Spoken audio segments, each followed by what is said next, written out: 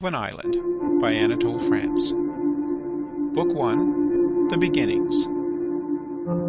Book 1, Chapter 7, An Assembly in Paradise, Continuation and End.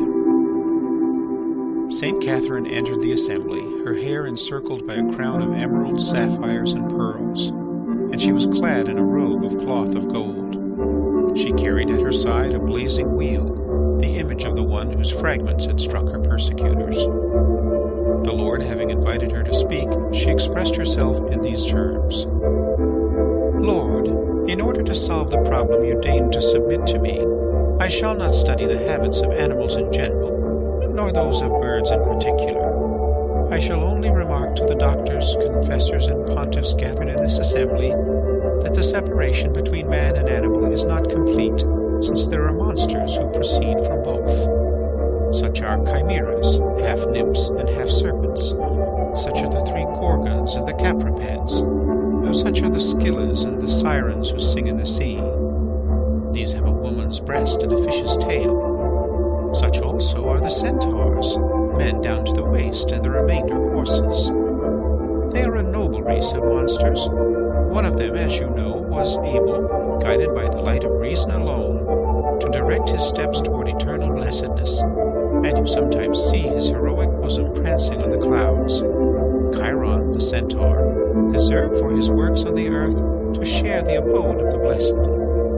He it was who gave Achilles his education, and that young hero, when he left the centaur's hands, lived for 2 years, dressed as a young girl, among the daughters of King Lycomedes.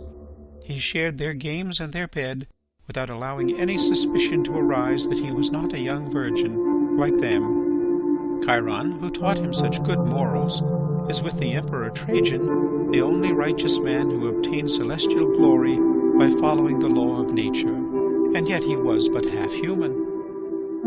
I think I have proved by this example that to reach eternal blessedness, it is enough to possess some parts of humanity, always on the condition that they are noble. And what Chiron, the centaur, could obtain without having been regenerated by baptism, would not the penguins deserve too, if they became half penguins and half men? That is why, Lord, I entreat you to give old males penguins a human head and breast, so that they can praise you worthily, and grant them also an immortal soul, but one of small size. Thus Catherine spoke, and the fathers, doctors, confessors, and pontiffs heard her with a murmur of approbation. But St. Anthony, the hermit, arose, and stretching 2 red and knotty arms toward the Most High, "Do not so, O Lord God," he cried. "In the name of your holy Paraclete, do not so." He spoke with such vehemence that his long white beard shook on his chin like the empty nosebag of a hungry horse. "Lord, do not so. Birds with human heads exist already. St. Catherine has told us nothing new." "The imagination groups and compares. It never creates," replied St. Catherine dryly. "They exist already," continued St. Anthony, who would listen to nothing. "They are called harpies, and they are the most obscene animals in creation. One day, as I was having supper in the desert with the abbot St. Paul, I placed the table outside my cabin under an old sycamore tree. The harpies came and sat in its branches. They deafened us with their shrill cries and cast their excrement over all our food.